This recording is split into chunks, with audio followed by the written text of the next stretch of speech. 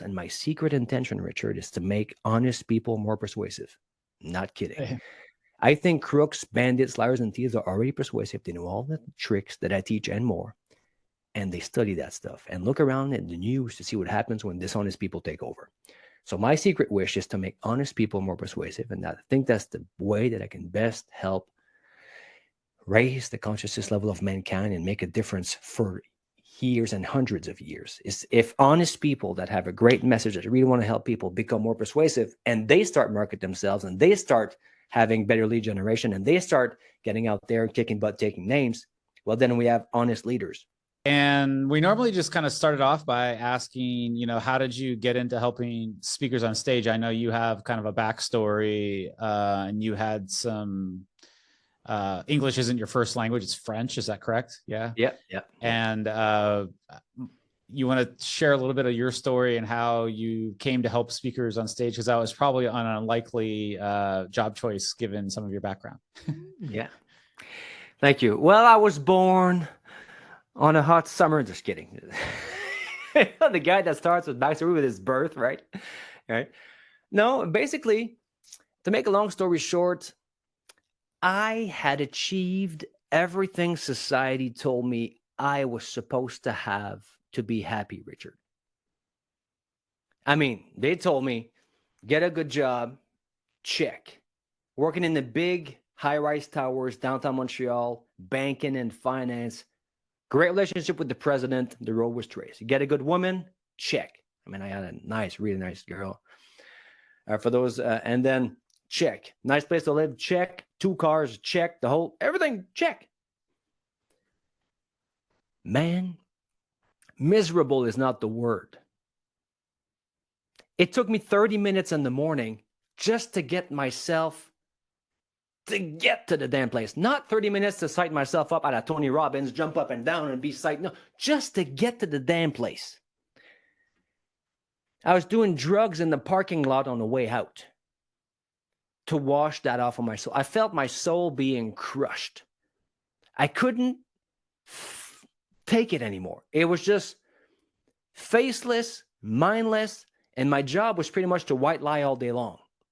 I couldn't take it. I couldn't take the lies anymore. Something was boiling inside of me. Some sort of a spiritual awakening had started, but at that point, this is 2005-ish, I don't believe in God. All that stuff is bullshit. It's not a thing. Spirituality, what do you mean spirituality? That's not a thing. Nothing of that exists. Totally miserable. Drugs every day, alcohol every day, a pack of cigarettes a day, and a bunch of other nasty habits. I mean, thinking like 7 food groups are like six pack and a hot dog. Then one night, Richard, I'm sitting there after supper, and I just think to myself, I think, there has to be more to life than this. It wasn't a prayer. It wasn't a meditation. It wasn't a declaration or an. It was just like, I never even knew what it was. Just like, there has to be more to life than this. I swear to God, some sort of a lightning bolt hit me, Richard. Kylie, like your hair is parted here to that side. That exactly at that angle hit me. Not a physical one, people, a metaphorical one. Some sort of a lightning rod hit me and just lit my mind on, like, everything changed. The next day, and then the next few weeks, no drugs, no alcohol, quit the job, started waking up at 6 a.m., cross-legged, Kundalini breathing exercises in the morning, then triggered a bunch of Kundalini experiences. And then I became a vegan and a vegetarian and then a raw foodist. I'm healed now, people. I'm healed. I'm back to regular, but I just went berserk on the spiritual thing. And then everything shifted. I went from that thing to the bank to starting a personal development company where we would do marketing for all the spiritual. You were talking about spiritual people, the chakra people, the tarot people, the astrology people, the authors, the you can do it people, all of them. We would, in French, we had a website. I would write the copy for them. We would write their website, their pages, and put their story together. Maybe not as Kylie, 100 to 1 on your first try. Come on, people. Somebody, I don't know if this is a chat or somebody say some love to Kylie. 100 to 1 on her first try.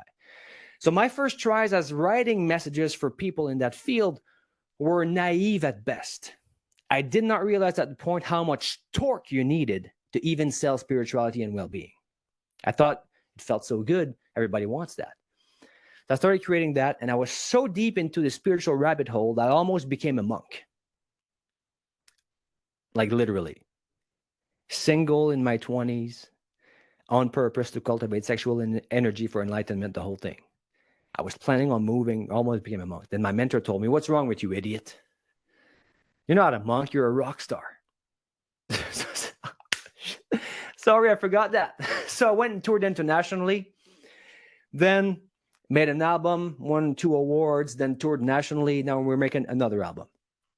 And after that, I started teaching musicians how to not suck on stage.